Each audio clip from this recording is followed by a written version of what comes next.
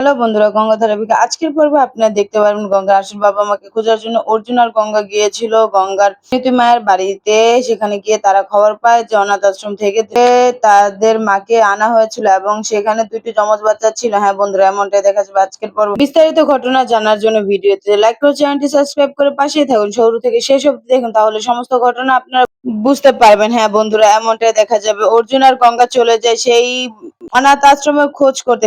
তারা খবরটা পেয়ে যায় অনাথ আশ্রমটা যেখানে আছে এবং সেখানে তারা গাড়ি নিয়ে পৌঁছে যায়। তাদের পিছন পিছন ফলো করতে করতেও মেঘনাথ আর তমালও পৌঁছে যায়। তমাল আর মেঘনাথ দূরে থেকে শুনছিল অর্জুন কি বলছে। তখন অর্জুন একজনকে জিজ্ঞাসা করে, এই যে ভাই শুনতে পাচ্ছেন, আপনাকে জিজ্ঞাসা করছি আপনাদের এখানে যে একটা অনাথ আশ্রম ছিল সেটা এখন কোথায়? এখানে এখন দেখা যাচ্ছে অনাথ আশ্রমের বদলে একটা স্বাস্থ্য কেন্দ্র তৈরি হয়েছে। তখন সে বলল, হ্যাঁ এখানে একটা অনাথ আশ্রম ছিল বহুকাল আগে, সেটা পরবর্তীতে এখানে একটা স্বাস্থ্য কেন্দ্র তৈরি হয়েছে। এখানে সবচেয়ে পুরনো কর্মী আমি, 16-17 বছর যাবত এখানে কাজ করছি। আমার থেকে পুরনো লোক আর এই হসপিটালে নেই। আপনাদের যা তথ্য জানার আছে আমাকে জিজ্ঞাসা করুন। তখন সে জিজ্ঞাসা করলো যে এখানে যে অনাথ আশ্রম ছিল সেখানে কি যমজ কোনো মেয়ে বাচ্চা এসেছে? তখন সে বলল, আমি তো এসব কিছু বলতে পারবো না, আমাকে কেউ কখনো এসব ব্যাপার কোনো কিছু বলেনি। আমার থেকে পুরনো লোক এখানে আর কেউ নেই আর ছিল না। হ্যাঁ তখন সে চলে যায় এবং ঘুরে আবার আসে, এসে বলে যে আমি আপনাদের একটা তথ্য মনে পড়লো, সেটা আপনাদের জানতে। তখন অর্জুন বলে, হ্যাঁ বলুন কি তথ্য?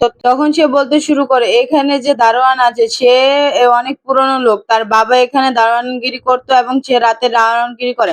আপনারা যদি চান তাহলে আমি তাদের ডেকে দিতে পারি। তখন অর্জুন বলে, আচ্ছা ডেকে দিন একটু, তাহলে অনেক উপকার হয়। তখন সে দারোয়ানকে ডেকে দেয়। দারোয়ান এসে দাঁড়ায়, তখন দেখে যে সে অনেক বয়স্ক লোক। তখন তাকে অর্জুন জিজ্ঞাসা করে যে আপনি কি বলতে পারবেন এখানে যে অনাথ আশ্রম ছিল সেই ব্যাপারে? তখন সে কানে শুনে না, বলো কি বলছেন শুনে। তখন অর্জুন জোরে জিজ্ঞাসা করলো, তখন সে বুঝলো। বুঝার পরে সে বলল যে হ্যাঁ এখানে একটা অনাথ আশ্রম ছিল। তখন অর্জুন জিজ্ঞাসা করলো, এখানে কি কোনো যমজ মেয়ে বাচ্চা এসেছিল? আপনি কি এই ব্যাপারে কিছু বলতে পারেন? তখন সে বললো, আমার ঠিক মনে পড়ছে না। গঙ্গা বললো, একটু মনে করুন, বলুন না। তখন বললো যে না মনে নেই। তখন তমাল আর মেঘনাথ দূর থেকে দাঁড়িয়ে এসব শুনছিল, কিন্তু তমাল তখন বললো যে স্যার মনে হয় তারা যে তথ্যের জন্য এসেছে সেটা পায়নি। তখন বললো, ভালোই হলো, এখন আর গঙ্গার পুলিশের চাকরি হবে না। আমি তো এটাই চাই, যেন কোনো তথ্য না পায়, তাহলেই তো ভালো হবে। আমি তো জানি সুদীপ্তা মন্ডল আর মিনতি পাল এক লোক নয়, তারা দুই লোক। আমি সেটা জানি, আমি পুলিশের চাকরি করি, এতটুকু কি বুঝবো না? ঠিকই বুঝেছি, যেটা ধরেই তো আমি গঙ্গার চাকরিটা নষ্ট করে দিব।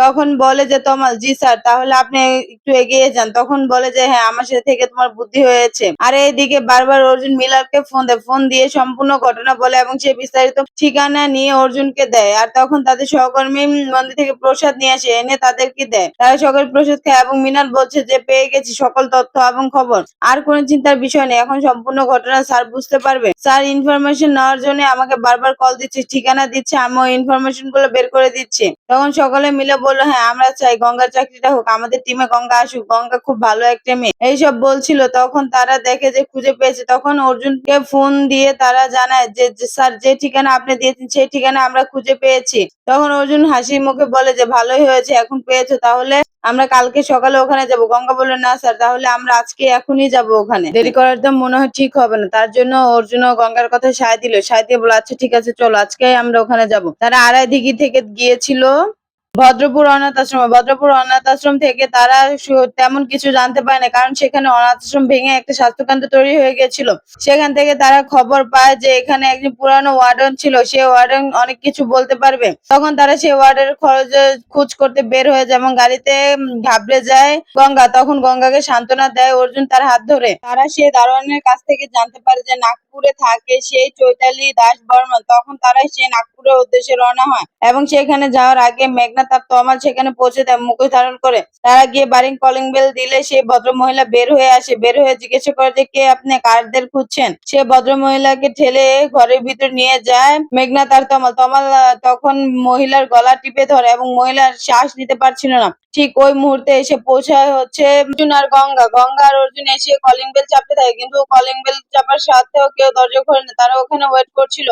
কিন্তু তখন তমাল ওই মহিলার গলা চেপে ধরে এবং তাকে মেরে ফেলার চেষ্টা করে, কিন্তু ওই মহিলা তমালকে ধাক্কা দিয়ে সরে যায় এবং সরে যাওয়ার ফলে মেঘনা তার হাত টেনে ধরে তাকে গলা টিপে ধরে। তাদের একটাই উদ্দেশ্য, মহিলা মরে গেলে তাদের এত বড় একটা কাজ সমাধান হবে, না হলে আর হবে না। এত কিছু প্ল্যান করলো তাহলে সবকিছু ভেস্তে যাবে। ও এই কথা বলে মেঘনা তো মহিলার গলা চেপে ধরে, মহিলা আর নিঃশ্বাস নিতে পারে না। তখন সে কোন রকম কাপড় টেনে একটা ফুলদানি নিচে ফেলে দেয়। সেই শব্দে অর্জুন বুঝতে পারে যে ভিতরে কোনো কিছু হচ্ছে, কোনো একটা সমস্যা আছে। তখন অর্জুন গঙ্গাকে বলছে যে মনে হয় ভিতরে কোনো সমস্যা। গঙ্গা বলে হ্যাঁ, ভিতরে কোনো সমস্যা হচ্ছে, কারণ একটা শব্দ পাওয়া গেল।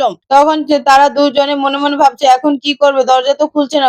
দরজায় টোক্কা দেওয়ার সাথে সাথে অর্জুন তখন মেঘনাথ বলে যে অর্জুন আর কোনো খবর পাবে না, সব তথ্য আমি এখানেই মুছে দিব। আর না থাকলে তার কোনো খবর পাওয়া যাবে না, উনি মারা গেলে সব তথ্য এখানেই শেষ হয়ে যাবে। অর্জুন তখন আবারও কলিং বেল দেয়, কিন্তু না খোলা সত্ত্বে তারা যখন শব্দ পায় তখন তারা বলে যে গঙ্গা বলে যে দরজা ভেঙে ভিতরে যেতে যাবে। তখন অর্জুন দরজাটা ভেঙে ভিতরে যায়, গিয়ে দেখে যে মহিলা অজ্ঞান হয়ে পড়ে আছে। তখন মেঘনাথ আর তমাল দৌড়ে পালালো, কারণ অর্জুন ভিতরে এসেছে। মেঘনাথ আগে পালিয়ে যায়, কিন্তু তমাল বের হতে পারে না। তমালকে ধরে অর্জুন ঘা মেরে দিল, কিন্তু তমাল তার সত্ত্বেও কোন রকম নিজের জান বাঁচিয়ে ওখান থেকে বের হলো, কারণ না বের হলে তো ধরে খেয়ে যেত। অর্জুন যদি বুঝতে পারে এই সব কাহিনী হচ্ছে মেঘনাথের আর তমালের, তখন তো তাদের জীবন আর রক্ষে পাবে না।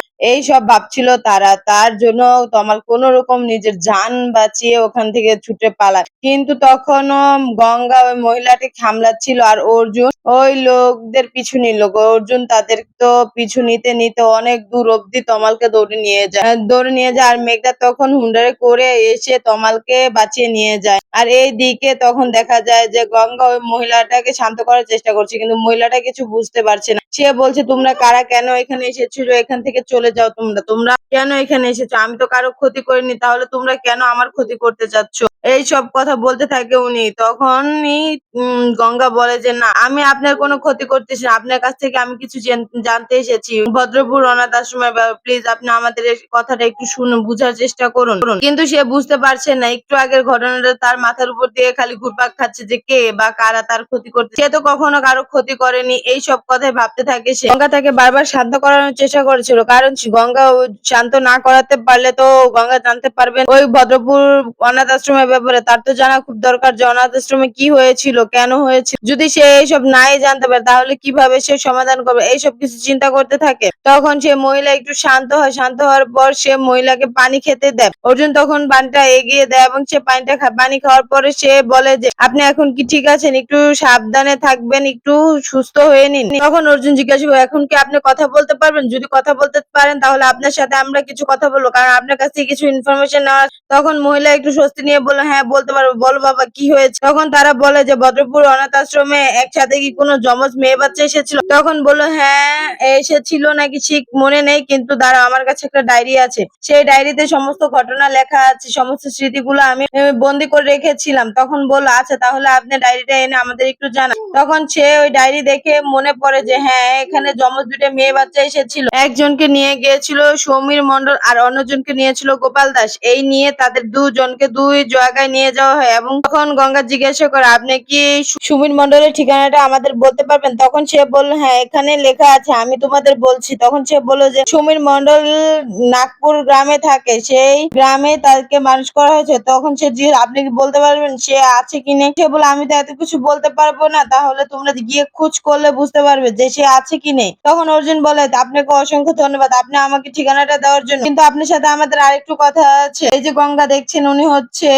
পুলিশের চাকরি পাবে ও, কিন্তু ওর দাদু নিয়েছিল যে মিনতি দাসকে। মিনতি দাস মেয়ে হচ্ছে গঙ্গা, গঙ্গাকে এখন পুলিশের চাকরি দিবে, কিন্তু গঙ্গা কে পুলিশের চাকরি দেওয়ার আগে বা কারা যেন দেখিয়ে দিয়েছে যে গঙ্গা নাকি তারক মাস্তানের মেয়ে, এই নিয়ে ওর পুলিশের চাকরিটা হচ্ছে না। আপনি যদি একটু দয়া করতেন তো আমার যে বড় অফিসার আছে ডিজি স্যার, তার সাথে যদি আপনি একটু কথা বলতেন, তাকে যদি আপনি একটা স্টেটমেন্ট দিতেন তাহলে গঙ্গার চাকরিটা হয়ে যেত। আপনি একটু জন্য আমাদের একটু সাহায্য করুন, আপনি বলবেন আমি শুধু ভিডিও রেকর্ড করে নিব তাহলেই হবে।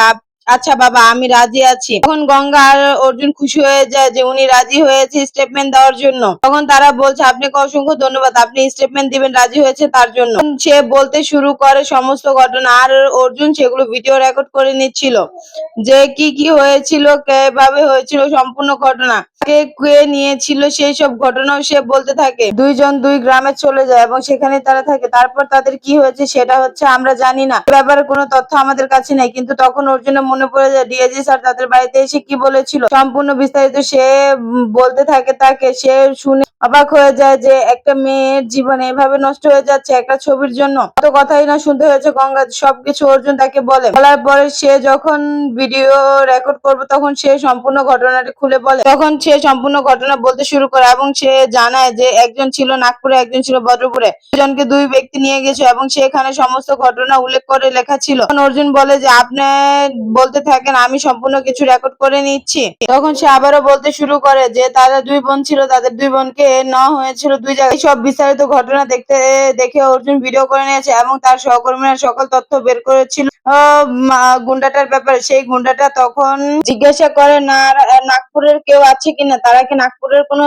ডিটেলস বলতে পারবে না কিনা। তখন মিলার আরেকজনকে বলে যে নাগপুরের খবর স্যার আমি জানি না, কিন্তু আমি বের করে দেবো। তখন আরেকজন বলে যে স্যার ওখানে আমাদের পুরনো একজন ইনফর্মার আছে, তাকে যদি বল তাহলে সে সমস্যাটা খুঁজে বের করে দিতে পারবে। তখন বলে আচ্ছা তাহলে ওকে ফোন দাও। ও কথা বলতে থাকে। তখন সে বলে যে স্যার সমস্ত ঘটনা বের করে দিতে পারে। তখন সে বলে আচ্ছা তাহলে তুমি সমস্ত খবরটা নাও, নিয়ে আমাকে জানানোর পরবর্তীতে আমি ওই স্টেটমেন্ট গুলো নিব। তখন হচ্ছে যে অর্জুনের বাড়ির সকলে গঙ্গাকে যা নয় তাই বলছে। এই নিয়ে অর্জুনের খুব মন খারাপ হয়েছিল যে কেন গঙ্গাকে, তার মা গঙ্গাকে অনেক কথা শুনেছে, আজে বাজে কথা বলেছিল। সেই সব কথা সে ভাবতে থাকে। প্লিজ ভিডিওতে লাইক করে চ্যানেলটি সাবস্ক্রাইব করে পাশে থাকুন। বিস্তারিত ঘটনা সম্পূর্ণ ভিডিওতে